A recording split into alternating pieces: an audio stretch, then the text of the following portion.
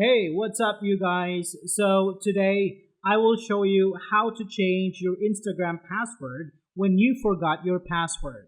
So, let's start. So, first off, let's open up Instagram and let's tap on Login. Now, in here, tap on Get Help Logging In.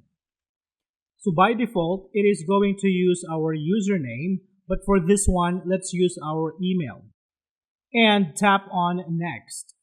On the next screen, tap on Send Email.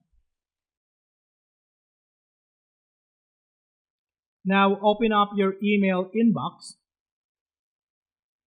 and tap on Reset Password.